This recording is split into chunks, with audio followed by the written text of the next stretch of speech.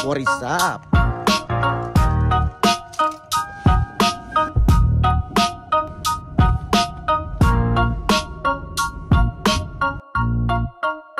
Yan, what is up mga bap? Time check, 5:30 ng madaling araw o ng umaga mga baps.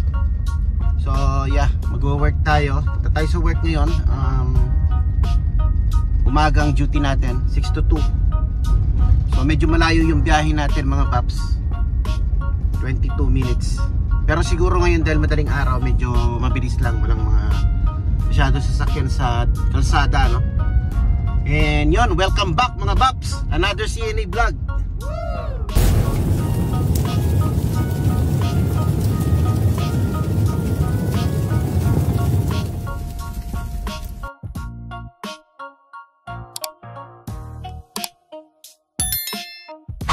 Yo, what is up, welcome back to my channel mga bap. Syempre Tito Bap nagbabalik, ano?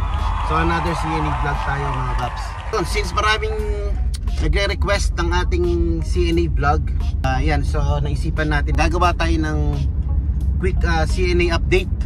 Yun, so since 20 minutes naman ang ating biyahe, o 22 minutes, mga ganyan ang biyahe natin papunta ng work. Yeah, mag-quick update tayo regarding sa ating CNA journey, ano? So, yeah, medyo matagal-tagal na rin ako na hindi nakapag-update, nakapag-vlog ng CNA vlog natin. So, ngayon, yes, mag-upload tayo ng kahit konting clip lang, ano? So, ayan mga baps. So, sa mga nagtatanong, sa mga naghahanap ng ating CNA vlog, stay tuned lang kayo. Update tayo ng konti kahit pa paano, ano?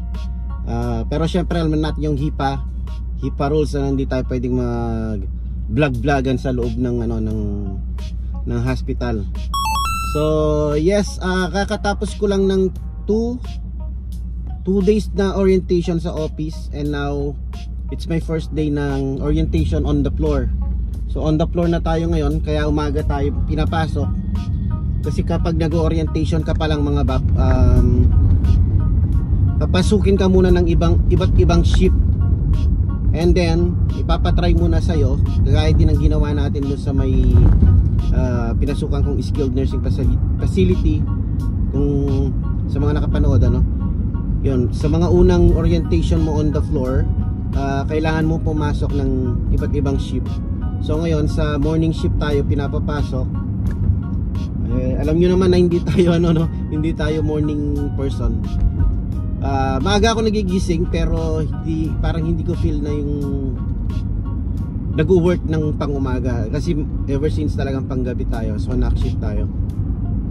Pero ang in-applyan ko kasi dito is night shift, kaya lang wala silang available. So napunta ako sa PM. So green up ko na kasi hirap talaga makapasok sa hospital mga babs.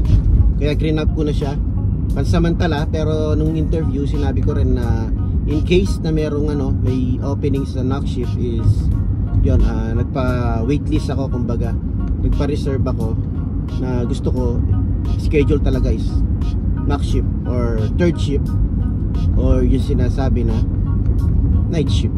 Yun. So yun ang update mga babs. Orientation on the floor tayo ngayon. So same thing lang siguro yun, yung mga kasi binasa ko yung description, parang halos parehas din ng mga parehas lang naman yan, mga ADL mga bap, and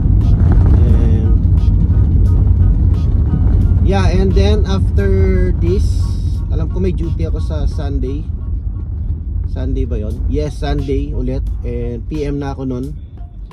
At pagkatapos nun is may orientation na naman tayo sa hospital, sa office, sa office. Na naman yun, 2 days na naman yun mga babs, na nanonood ka lang ng mga videos, yun, may mga ina-explain yung mga rules.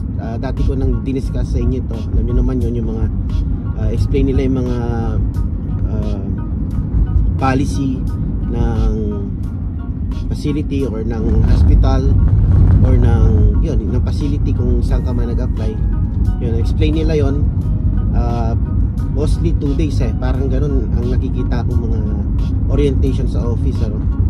So bayad yun mga babs, ano, kung ilang oras kayong nag-orientation, bayad ka na nun. So yeah, naka 2 days ng orientation, last Monday and Tuesday. So today is Thursday, nag-day off ako kahapon, and then ito on the floor na tayo. Bali first day natin dito sa papasukan natin na bago sa floor. So siguro yung ganun din naman yung gagawin natin, ano, yung mga duties and responsibilities natin. Ang kailangan lang talaga natin is makuha natin yung memorize natin yung facilities, yung mga pasikot-sikot ng facilities, and then yung routine nila, kasi nga every facility ay magkakaiba ng routine or ng rules. Pero konti lang naman, nagbabago lang ng slight lang. And ano pa ba? Yeah, and kailangan natin na i-familiarize yung mga ating mga residents na ma-assign sa atin. Pero syempre hindi ganun kadali yun. Hindi ganun kadali na ma-memorize mo, no? Magamat mo sila yung like and dislikes nila. Kasi yun lang naman ang number one. And then syempre kailangan marunong ka rin na magbasa ng care plan. Hindi ka lang bara-bara, no? Hindi ka lang bara-bara. Tsaka yun, kung hesitant ka, pwede kang magtanong sa mga co-workers mo. And then sa nurse din pwede ka rin magtanong. So yun, 20 minutes ang ating biyahe. Pero siguro nasa kalahati na ako, baka 15 minutes na lang. And yeah, focus muna ako sa daan para medyo mapabilis ang biyahe natin. So update ko kayo later on, okay? Yun mga bab, dito na tayo, 5:52. Pinandalas-dalas ko na mga bab, kamutik pa tayo atang na-rate. Buti na lang medyo mabilis ang biyahe. Kasi nga madaling araw. 5:52, 5:53 na. So ayun, kasi bumalik pa ako sa banyo. Dapat maaga ako, ang aga ko nagising, 4:30 gising na ako eh. So ayun mga bab, pasok na tayo doon para medyo may makausap tayong mga CNA. Yan, para ma-intro, kumbaga mabigyan tayo ng briefing, ano, bago tayo mag-start. And yeah, update ko na lang kayo mamaya. Let's go.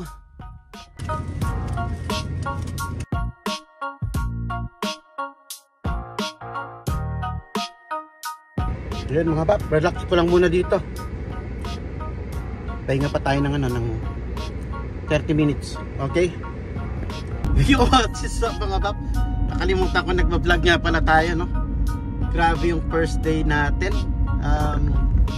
Grabe yung duty ngayon mga bab. Sobrang busy. Magmula kaninang pagpasok natin ng 6 o'clock hanggang ngayong uwian. Super busy mga babs. Kahit yung kasama natin na CNA, sabi niya is swerte daw ako kasi ngayon lang naging busy na ganyan. Super. So ayun, pawis magmula kaninang umaga. Ang pahinga lang namin is yung nag-lunch. Yun lang ang pahinga natin, no? Pero ayos lang, ganun talaga. Enjoy na lang natin mga babs. Yun, so ewan ko, wala na, sagad na ako. So sayad na ako mga bab, wala na akong masabi, wala na i-discuss sa inyo, no? Kaya siguro yun, hanggang dito na lang muna yung vlog natin. Titignan lang natin kung may maidudugtong pa tayo dito. Kasi yun lang talaga yung ginawa natin. Hindi naman tayo pwede mag-video doon sa loob. Tsaka hindi na rin ako nakahawak ng cellphone doon mga babs. Bawal. Bukod sa bawal naman mag-cellphone is wala talagang chance para mag-cellphone. Dahil nga sobrang busy mga babs. So yun lang update natin. Day off ko bukas, Sunday ang pasok ko ulit. So yeah, see you and peace